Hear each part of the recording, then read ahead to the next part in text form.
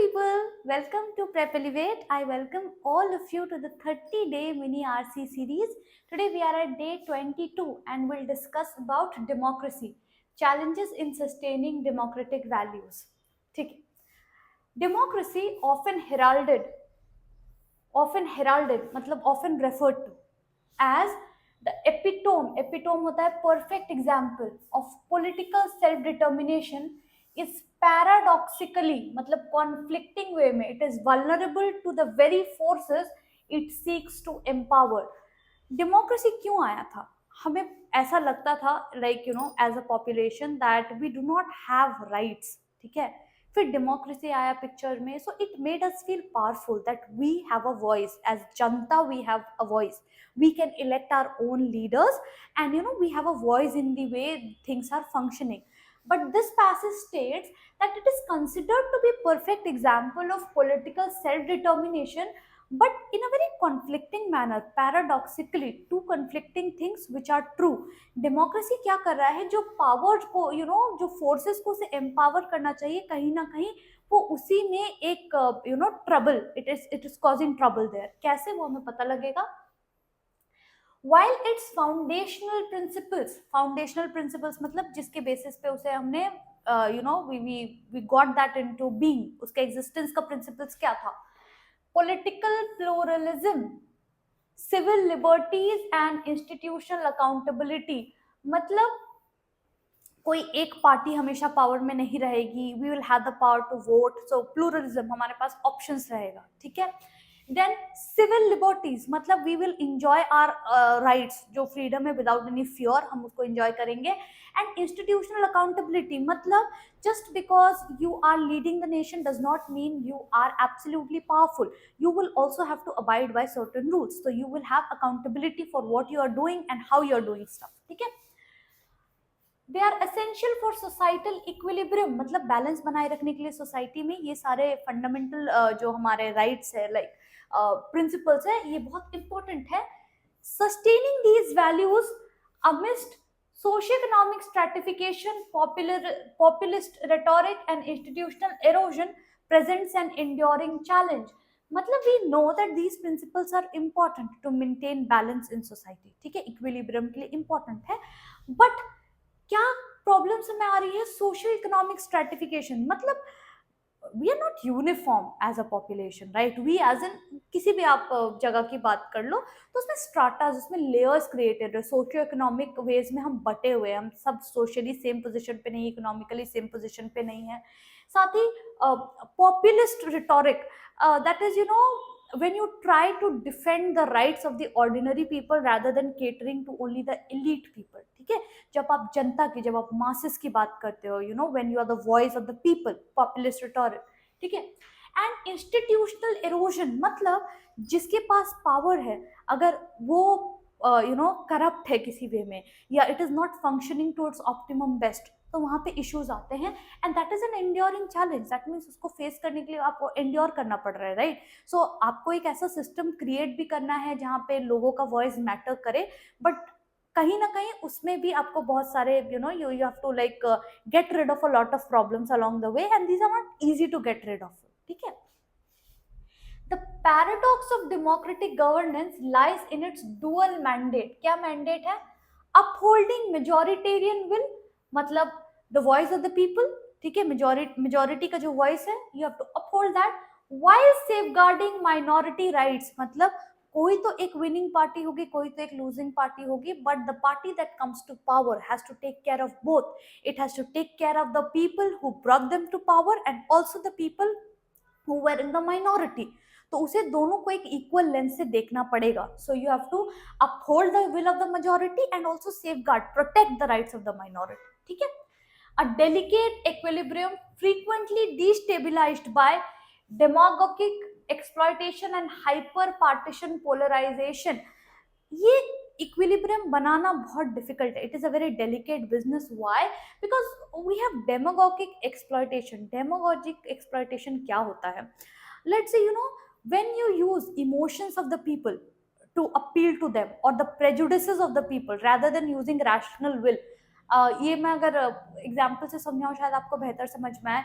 एक पार्टी दूसरे पार्टी को अक्यूज करती है, आप देखोगे तो यूजुअली जो ऐसे इश्यूज वो उठाकर लाते हैं यूजुअली इलेक्शन के टाइम पे, जो ना पॉपुलेशन के साथ कनेक्ट हो, शायद उसका लॉजिक से बहुत ज्यादा लेना देना नहीं भी हो, but it is going to appeal to a particular section of the society और sub section of the society. Let's say you will not see two parties at loggerheads trying to figure out कि हमने unemployment के बारे में क्या किया, but rather अगर उन्हें क्विक अटेंशन चाहिए ना, they going to bring up something religious, something communal, क्योंकि इमीडिएटली वो अटेंशन ग्रैबिंग होता है। तो the moment you try to use such things, आपको पता है कि सोसाइटी में क्या ऐसे पॉइंटर्स है जिनको आप पकड़ोगे तो वो ना इमोशंस को अपील करेंगे या प्रेजुडिसेस को एड्रेस करेंगे, तो आप उनको पकड़ के जब भी आप एक्सप्लॉइट करने की कोशिश करते हो, दैट इज डेमागोगिक एक्सप्लॉइटेशन।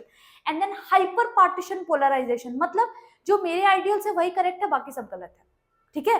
तो your ideologies, your way of thinking, your way of functioning, so that is hyper partisan polarisation. मतलब व्हेन यू आर डिवाइडेड, ठीक है, absolutely divided, and there is no way that you can reconcile because you do not have space और you don't hold space for opposing beliefs, ठीक है। Furthermore, informational asymmetry and weaponization of digital platforms have exacerbated, the erosion of democratic integrity, fostering echo chambers and ideological entrenchment. Give me a moment.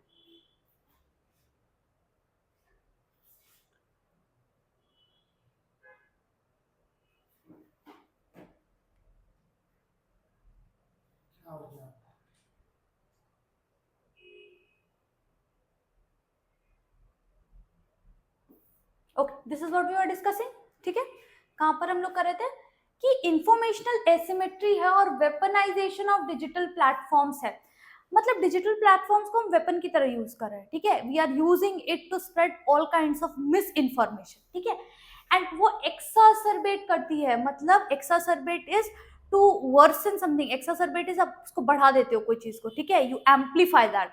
So it has exacerbated the erosion of democratic integrity, fostering echo chambers and ideological entrenchment that dilute rational discourse।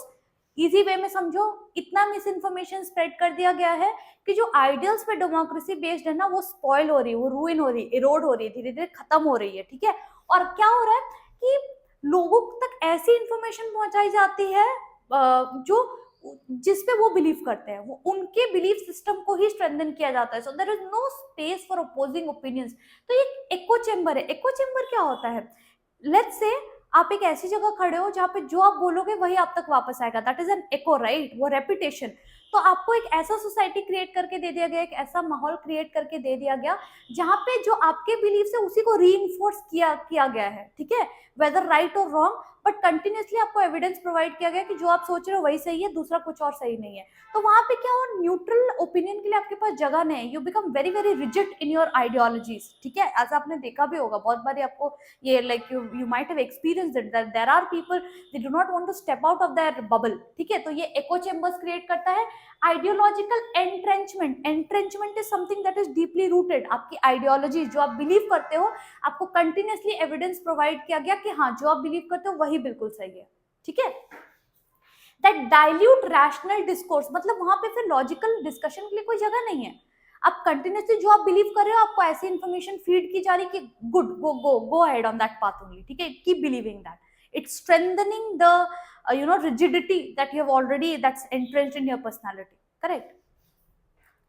The judiciary and press, envisioned as counterweights to executive overreach, judiciary और press, media, क्या माना जाता है कि who is going to act as counterweight, मतलब in case political parties are on the wrong path, it is the duty of the judiciary, ठीक है, हमारा जो law making body, and the press, the media, to bring it to the fore. They are counterweights, मतलब ये कुछ भी नहीं कर सकते हैं, कोई तो है जो इनके एक्ट्स को बैलेंस आउट भी करेगा, ठीक है। तो they are काउंटरवेट्स।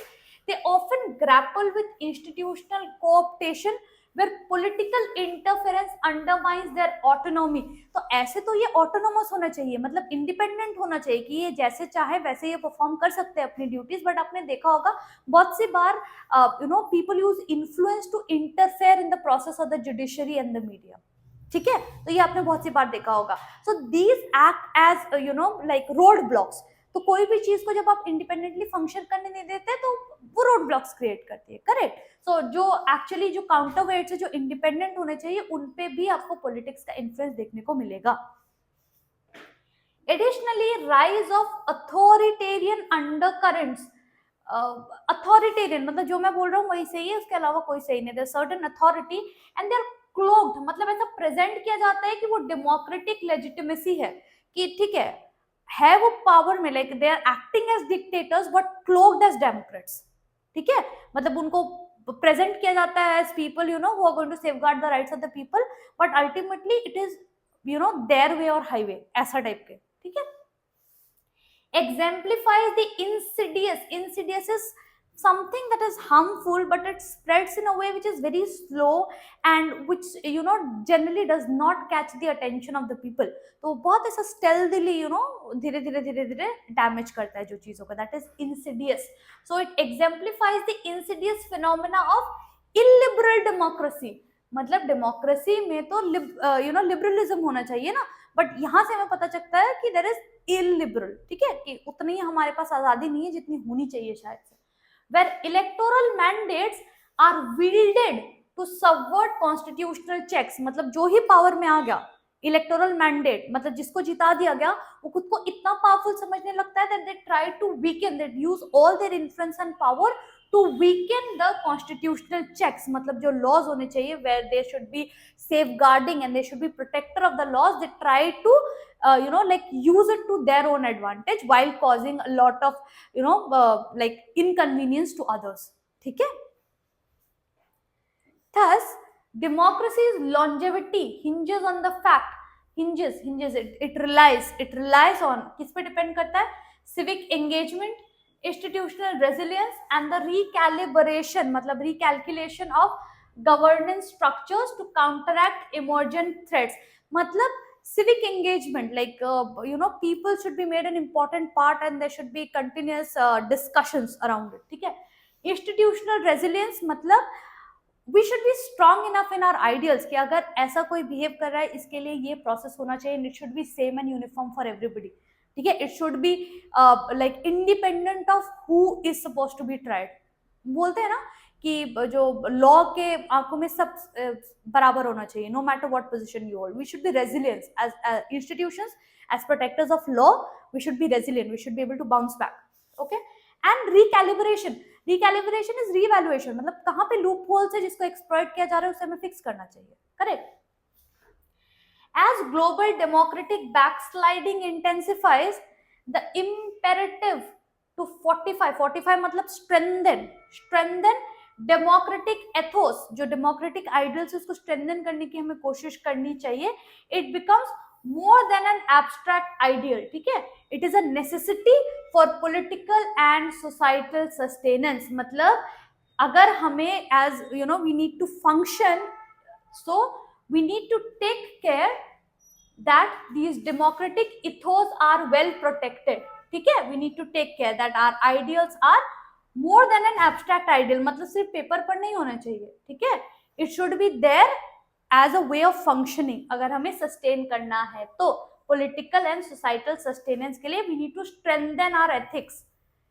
Fortify is strengthen, so it is important that we strengthen our democratic ideals. ठीक है, passage I won't say was very difficult, but yes difficult words थे, बट मैं हमेशा ये चीज बोलती हूँ अगर एसेंस में पैसेज समझ में आ जा रहा है तो ऐसे स्टैंडर्ड ऑन वर्ड्स पे उतना ज्यादा वरी करने का जरूरत नहीं है. अभी क्वेश्चंस देखते हैं. Best captures the inherent paradox in democratic governance as per the passage. मतलब ये specific you know direct reference answer होगा पैसेज के हिसाब से. The need to enforce governance structures while minimizing government intervention. अभी देखो सबसे पहला इनहेरेंट पैराडॉक्स के बारे में बात हुई है पैसेज में. देखो तो डेमोक्रेसी का पैराडॉक्स एक जगह लिखा हुआ था ना. The paradox of governance lies in its mandate, dual mandate, upholding majoritarian will while safeguarding minority rights. ये देखो ये एकदम क्लियरली यहाँ पे लिखा हुआ है. ये तो ऐसे क्वेश्चन जो डायरेक्टली पैसेज से लिए गए हैं तो आपको ऑप्शंस तो obviously you will have to read through, but आपको पता होना चाहिए what are you looking for. So here I am looking for this, upholding majority rule and protecting minority rights. तो जैसे ही मुझे ये मिल गया तो बाकी अगर मैं रीड ना भी करूं तो चलेगा. ठीक है, तो ये नहीं होगा क्योंकि ये डायरेक्टली सेंटेंस पे एग्जैक्टली वही लिखा हुआ था. ठीक है, तो ये डायरेक्ट क्वेश्चन है. The passage implies that modern democracy is increasingly threatened by, okay, what is it being threatened by? The excessive influence of judicial and media institutions in political affairs. उल्टा लिखा हुआ था ना, ये तो काउंटर वेट है, but उनको भी दिक्कतें आ रही है अगर डेमोक्रेसी अच्छे से फंक्शन ना करे तो. ठीक है, decline of majoritarian politics in favour of technocratic governance. Technocratic governance क्या होता है? Where you know tech leaders take your decisions. ठीक है, जहाँ पे टेक, जो people who are well versed with tech, जब वो हैंडल करते हैं इंपॉर्टेंट गवर्नमेंट डिसीजंस, तो बोलते हैं हम टेक्नोक्रेटिक गवर्नेंस. इसी बारे में बात नहीं हुई थी. The use of democratic structures to legitimize undemocratic practices. हाँ, इसके बारे में बात हुई थी कि यही थ्रेट है कि the very foundation of democracy was to safehold and protect rights, but उसी को हम यूज कर रहे हैं to you know to legitimize undemocratic activities, right? ये तो सही है. The elimination of civil liberties in favor of rigid constitutionalism. इसके बारे में डिस्कशन नहीं हुआ है, ये आउट ऑफ स्कोप. ठीक है, so this is also an easy question.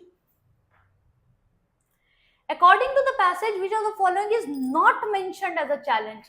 ये क्वेश्चंस कभी कभी गलत हो जाते हैं अगर कीवर्ड्स नहीं देखे. क्या है जो एज अ चैलेंज मेंशन नहीं किया गया है? तो मतलब 3 चैलेंजेस है और एक जो challenge as a challenge mention नहीं किया गया. The role of digital platforms in amplifying ideological divisions. इसके बारे में बात हुई थी कि ये तो है एक चैलेंज, तो है आप सोशल मीडिया प्लेटफॉर्म्स को यूज कर रहे हो to entrench your ideological values और यू नो जो डिवाइड क्रिएट करने के लिए यूज कर रहे हो, तो ये तो मेंशन किया गया था चैलेंज में. The dilution of democratic values due to unchecked executive power. Yes, ये भी मेंशन किया गया था कि जो काउंटर वेट्स की तरह एक्ट करने चाहिए वो थोड़ा अनचेक्ड रह जा रहा है, उनको वो उस तरह इंडिपेंडेंटली शायद फंक्शन नहीं कर पा रहे हैं. ठीक है, the overreach of minority rights at the expense of majority rule. इसके बारे में बात हुई थी क्या कहीं कि माइनॉरिटी राइट्स ओवररीच कर रही है मेजॉरिटी रूल को? नहीं, माइनॉरिटी और मेजॉरिटी ये दो वर्ड्स बस एक ही जगह यूज हुआ था जब डेमोक्रेसी का पैराडॉक्स हमें वो एक्सप्लेन किया गया था कि हमें we have to like uphold the will of the majority but safeguard minority rights. उसके अलावा इस बारे में और कोई बात नहीं हुई थी. ठीक है, डी देखते हैं. The weakening of institutional safeguards meant to ensure democratic resilience. हाँ, ये तो हो रहा है, वीकनिंग हो रहा है, इसकी वजह से सारी प्रॉब्लम्स हो रही है. तो ये तीनों एज अ चैलेंज मेंशन किया गया था, A B D. We need to pick the option that is not mentioned as a challenge. तो नॉट मेंशन्ड क्या था? Option C was not mentioned. ठीक है, so these were the 3 questions for this particular passage. I hope you have understood this. Thank you so much for tuning in and I'll see you in the next one.